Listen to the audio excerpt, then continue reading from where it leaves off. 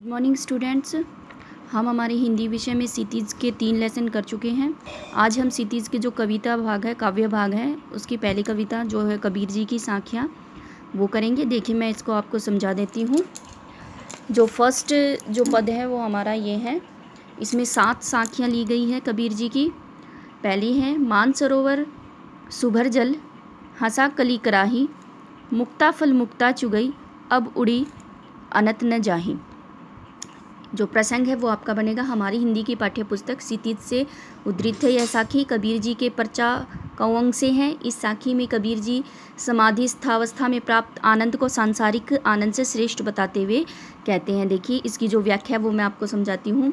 हरि से परिचय हो जाने से जीव शून्य शिखर पर स्थित अमृत से लबालब कुंड में क्रीड़ा कर रहा है। अब उसका हृदय ईश्वरीय प्रेम जल से भर गया है। अब उस अमृत के कुंड से जीव आनंद रूपी मोती स्वच्छ रूप में छुटकर जी भरकर चुग रहा है। अब जीव इस आनंद को छोड़कर अन्यत्र कहीं न जाएगा। अब वह इस परमानंद को छोड़कर सांसारिक विषयों की ओर जाना नहीं चाहता। यह इस पद की जो है व्याख्या है। देखिए मैं इसके एक एक शब्द को आपको बताती हूँ। मानसरोवर जो सहस्त्रासर चक्र अथवा शून्य शिखर में स्थित अमृत कुंड जो होता है वो मानसरोवर कहलाता है। सुभर शुभ्र पूरी तरह से भरा हुआ, जल अमृत, हंसा जीव, केली क्रीड़ा खेल, कराही होते करते हैं, मुक्ताफल मोती उत्कृष्ट स्वच्छ सात्विक आनंद, ये सब मुक्ताफल होते हैं। मुक्ता मुक्त, चुगई चुगता है, अब उड़ी अब उड़कर, अनत अन्यत्र और कहीं न जाही नहीं जाएगा। जिसको भगवान का जो अमृत है, अमृत मिल जाता है, वो फिर दूसरी जगह नहीं जाता। जो इसका भावार्थ है वो यही बनेगा। भावार्थ यह है कि जब जीव समाधि की अवस्था में सहस्त्रासर सार में चला जाता है तो वहाँ प्राप्त आनंद संसार में प्राप्त सभी सुखों से श्रेष्ठ होता है। भगवान का जो नाम है वो सभी सांसारिक सुखों से श्रेष्ठ माना है उन्होंने। आगे देखिए, प्रेमी ढूंढत मैं फिरऊँ, प्रेमी मिले न कोई, प्रेमी कोई प्रेमी मिलई, सब विष अमृत होई। इसमें जो ढूंढत है इसका अर्थ है ढूंढता खोजता हुआ, फिरऊ फिरता है विष जहर। जो प्रसंग है वो हमारा बनेगा हमारी हिंदी की पाठ्य पुस्तक क्षितिज से उद्धृत इस साखी के रचयिता कबीर जी हैं। वे प्रियजन की तलाश में अपने अनुभव को व्यक्त करते हुए कहते हैं कि कबीर जी संसार में किसी प्रियजन को ढूंढते फिरते हैं, परंतु उन्हें इस संसार में कहीं भी कोई प्रियजन नहीं मिला। वे कहते हैं कि जब दो प्रेमी परस्पर मिल जाते हैं तो किसी प्रकार का भेदभाव नहीं रहता। इसका जो भावार्थ है वो यह बनेगा कि यह समस्त भेदभाव भुलाकर ही प्रेमी को पाया जा सकता है। अगला तीसरा हमारा देखिए, हस्ती चढ़िए ज्ञान को सहज दुलीचा डारी, स्वान रूप संसार है भूकन देश झगमारी। देखिए हस्ती अस्तित्व सामर्थ्य, सहज आसानी से, दुलीचा छोटा कालीन, डारी डालकर, स्वान कुत्ता, भूकन भोंकने दे, झकमारी मजबूर होकर वक्त बर्बाद करना, झक मारना, ऐसे ही बोलते रहना।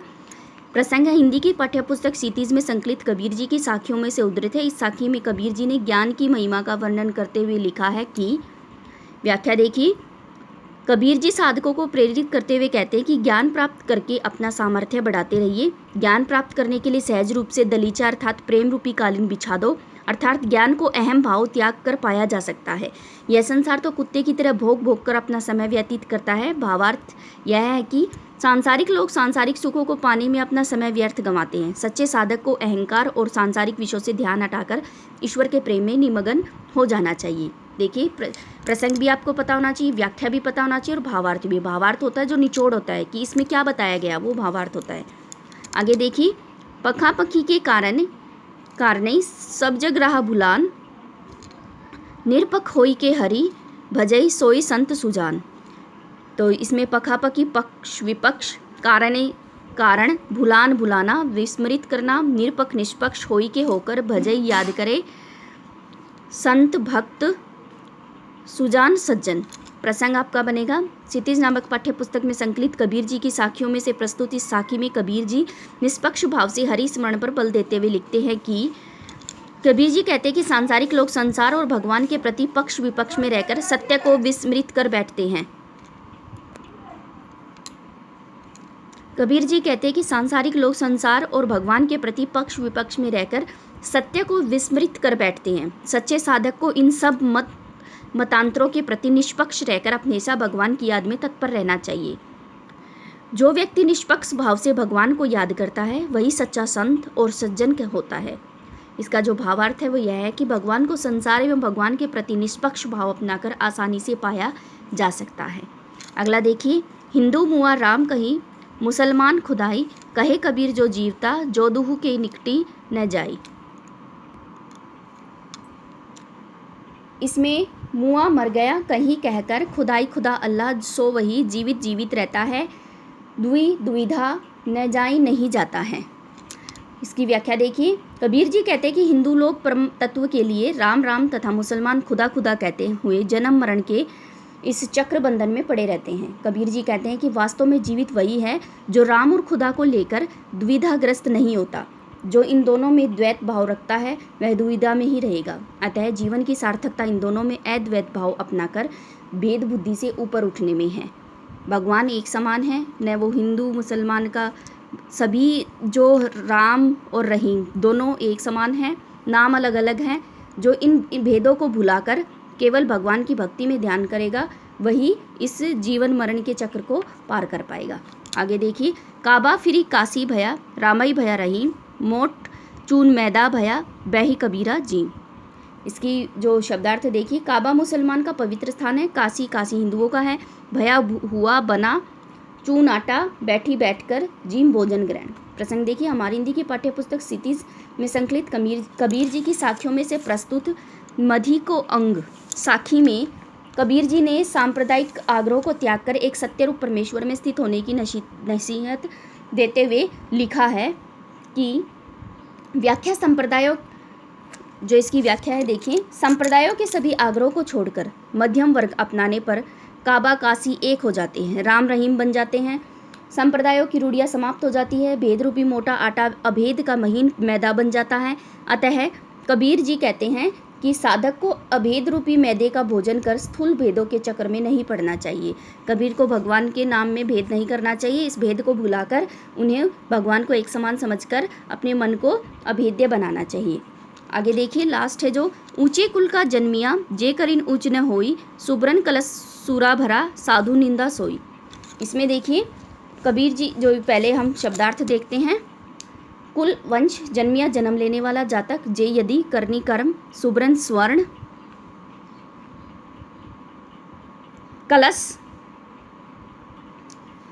कलश सूरा सूरा, शराब साधु, सज्जन निंदा बुराई करते हैं सोई वही। प्रसंग देखिए, कबीर जी के कुसंगति को अंग से उद्धृत इस साखी को हमारी हिंदी की पाठ्य पुस्तक क्षितिज में संकलित किया गया है।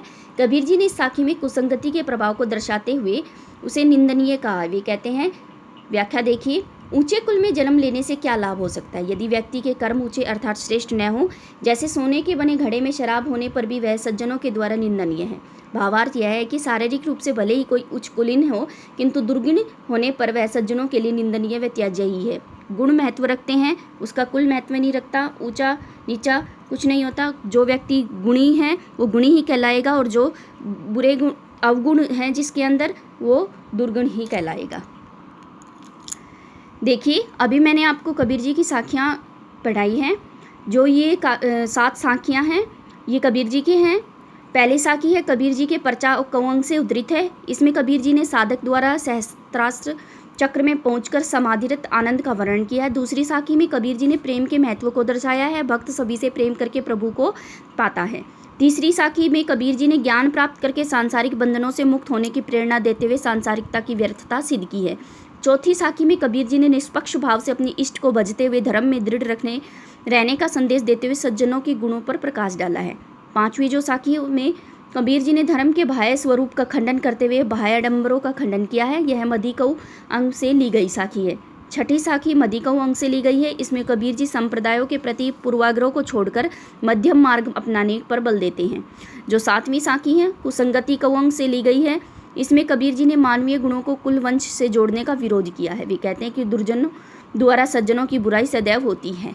इस प्रकार ये 7 साखी आपको समझ में आ गई होगी। इससे संबंधित कुछ प्रश्न हैं जो मैं आपको पिक में भेजूंगी। आपको फेयर नोटबुक में साफ सुंदर लिखाई में लिखने हैं और याद करने हैं। आपको इन साखियों की व्याख्या भी याद होनी चाहिए। ये साखियाँ भी आपको याद होनी चाहिए। फेयर नोटबुक में इनकी व्याख्या नहीं लिखनी है, इस प्रश्न उत्तर लिखने हैं केवल, जो मैं आपको कभी भेजूंगी। ठीक है, ओके।